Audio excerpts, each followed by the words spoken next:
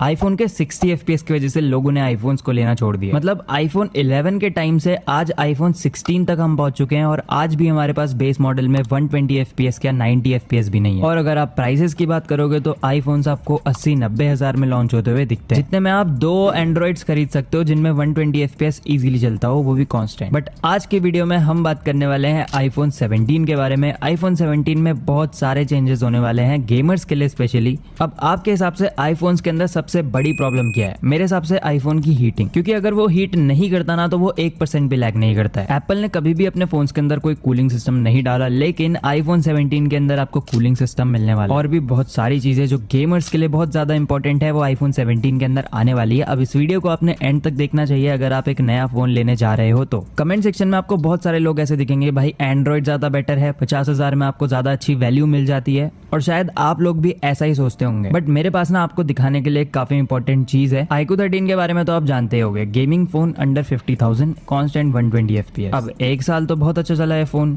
But अब इसके अंदर कुछ चीजें हो रही हैं जो कि अनएक्सेप्टेबल है, और सिर्फ एक बंदे के साथ नहीं, सबके साथ हो रही है। तो वो भी इस वीडियो में डिस्कस कर लेंगे। अभी के लिए इस वीडियो को स्टार्ट करते हैं, बट अगर आपने अभी तक सब्सक्राइब नहीं किया हुआ है तो भाई जल्दी से कर लेना। तो आईफोन 17 सीरीज में आपको 4 आईफोन्स देखने को मिलेंगे। आईफोन 17 जो स्टैंडर्ड है, आप आईफोन 15 लेते हो, 16 लेते हो, वैसे ही आईफोन 17 भी होगा। उसके बाद हमारे पास है आईफोन 17 एयर, और ये फोन टोटली डिफरेंट है। ऐसा एंड्रॉइड भी आपको नहीं दिखेगा, कुछ नया सा ही आईफोन के अंदर बन के आ रहा है। थर्ड है आईफोन 17 प्रो एंड फोर्थ है आईफोन 17 प्रो मैक्स। खैर आई नो सारे बंदे प्रो मॉडल्स नहीं ले पाते हैं या फिर मिडिल वाले मॉडल्स भी नहीं लेते हैं, सब लोग बेस वेरिएंट ही लेते हैं ज्यादातर। तो हमारा ज्यादा फोकस आईफोन 17 के ऊपर होगा, क्योंकि इस बार आपको 120 हर्ट्ज की डिस्प्ले मिलने वाली है, तो डेफिनेटली फोन के अंदर आपको ज्यादा FPS तो मिलेंगे। बट BGMI में 120 मिले ये कंफर्म नहीं है। A19 का चिपसेट मिलने वाला है, और ये चिपसेट में आपको 6 कोर का CPU मिलेगा, जिसमें 2 परफॉर्मेंस कोर्स होंगे और 4 हाई एफिशिएंसी कोर्स होंगे। और इस बार आपको क्लॉक स्पीड ज्यादा देखने को मिल सकती है। हाई एफिशिएंसी कोर्स क्यों? क्योंकि आईफोन अब जो है ज्यादा एफिशिएंसी की तरफ जा रहा है। जो बैटरी ड्रेन ज्यादा आपके आईफोन्स के अंदर हुआ करती थी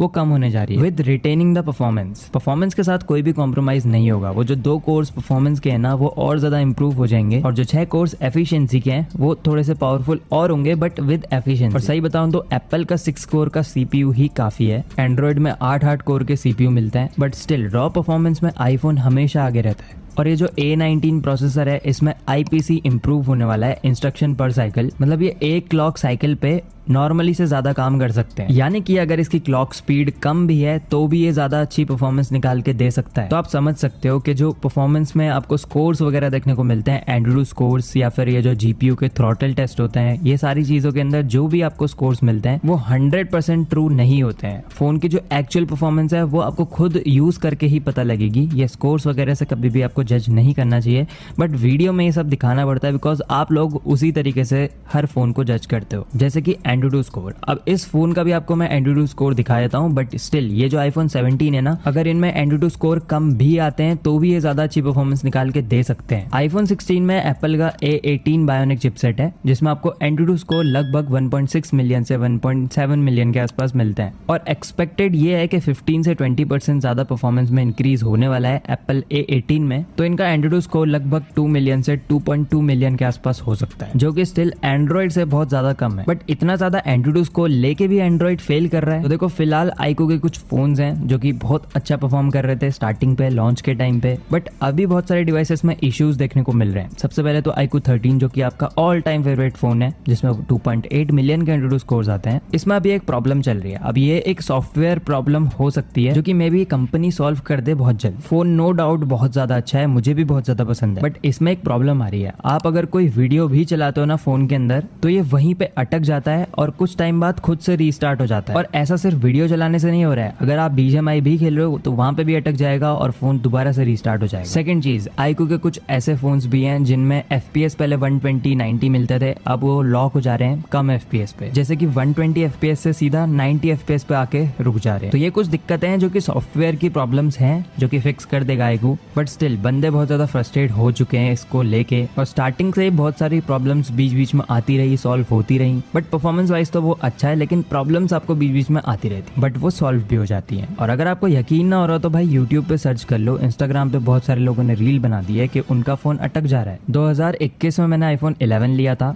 उसको मैंने 4 साल चलाया, उसमें कोई भी प्रॉब्लम नहीं आई। उन 4 साल के अंदर एक भी सिंगल प्रॉब्लम नहीं आई। उसके बाद मैंने आईफोन 15 लिया, 2 साल हो चुके हैं, कोई प्रॉब्लम नहीं आई, not even a single problem. हाँ, ये चीज है कि 60 FPS पे लिमिटेड है, 60 FPS से ज्यादा हम नहीं खेल सकते, बट वो 60 FPS में भी मेरे को कोई आज तक कोई भी प्रॉब्लम नहीं आई। ऐसा क्यों? क्योंकि कोई भी कॉस्ट कटिंग नहीं की जाती है आईफोन्स के अंदर। लेकिन एंड्रॉइड के केस में ऐसा नहीं है, वो टारगेट करते हैं मिडिल क्लास, क्योंकि इंडिया में डिमांड ही उस चीज की है, कम पैसों में ज्यादा चीजें। तो भाई ब्रांड्स भी क्या क्या करेंगे, कॉस्ट कटिंग कहीं ना कहीं तो करनी पड़ेगी, फिर आपको फोन्स के अंदर प्रॉब्लम देखने को मिलती है। एप्पल में आपको उस लेवल की कॉस्ट कटिंग नहीं दिखेगी, कॉस्ट कटिंग दिखेगी भी तो उससे आपको कोई भी नुकसान नहीं होगा। दैट्स वाई ऐसा होता है, अगर आप एक बार एप्पल का कोई भी डिवाइस ले लोगे फिर आप उसको बार बार लोगे, मतलब उसके जो अपग्रेडेड वर्जन है उनको। मैं ये नहीं कह रहा हूँ कि भाई एंड्रॉइड लेना छोड़ दो या iQOO 13 बहुत बुरा है। iQOO 13 मुझे भी पर्सनली बहुत ज्यादा पसंद है, मैं भी उसको परचेज करने वाला था, बट अभी फिलहाल I am waiting for iQOO 15। हो सकता है कि मैं वो परचेज करूं और ये जो छोटी मोटी प्रॉब्लम चलती रहती है ना, ये फिक्स हो जाती है। Let's talk about cooling system. IPhones के अंदर कभी भी आज तक कूलिंग सिस्टम नहीं आया। बहुत बड़ी प्रॉब्लम रही है कि आईफोन हीट होते हैं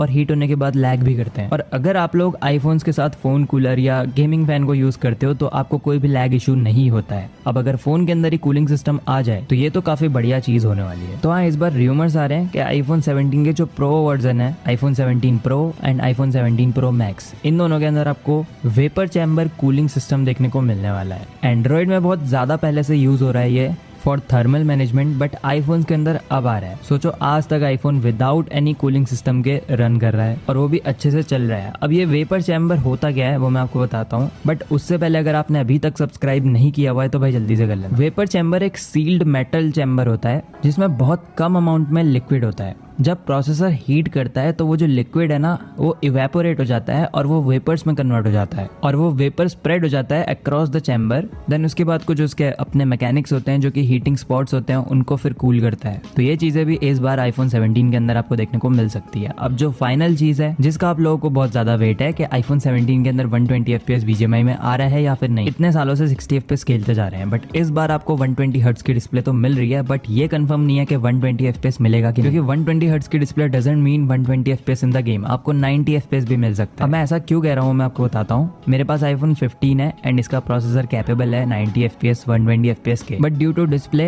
ये रिस्ट्रिक्टेड है 60 FPS पे। और मैंने गेम फॉर पीस को डाउनलोड किया था अपना फोन के अंदर और गेम फॉर पीस में 90 FPS का ऑप्शन मुझे मिल रहा था गेम के अंदर, जबकि मेरी डिस्प्ले सपोर्टेड नहीं है, बट स्टिल 90 FPS का ऑप्शन मिल रहा था। अब पता नहीं उसने क्या एनालाइज किया, उसने मेरे CPU को एनालाइज किया या फिर फोन को एनालाइज किया कि मेरे को 90 FPS प्रोवाइड कर दिया। ऑब्वियसली वो चला नहीं, बट अगर आप 90 FPS पे क्लिक करोगे तो आपको कांस्टेंट 60 FPS मिलेंगे। तो देखो, एक ऐसा फोन जो 120 चला सकता है उसको गेम फॉर पीस ने 90 FPS दिया। अब BGMI PUBG मोबाइल है, ये पता नहीं कितने FPS देगा। और क्योंकि एप्पल को डिफरेंस क्रिएट करना पड़ेगा बेस मॉडल्स और प्रो मॉडल्स के बीच, तो हो सकता है कि बेस मॉडल्स में आपको BGMI में अभी के लिए सिर्फ 90 FPS मिले और प्रो मॉडल्स में 120। तो अब बस 1 महीना बचा है, 8 से 10 सितंबर के बीच में ये लॉन्च हो जाएगा। तो उस दिन हमको पता लग जाएगा कि ये 120 कर रहा है या 90 कर रहा है। तो इस वीडियो में इतना ही था। अगर आपको वीडियो पसंद आई हो तो लाइक कर देना, चैनल पे न्यू हो सब्सक्राइब करना। मिलता हूँ मैं आपसे अगली वीडियो में, अभी के लिए बाय बाय।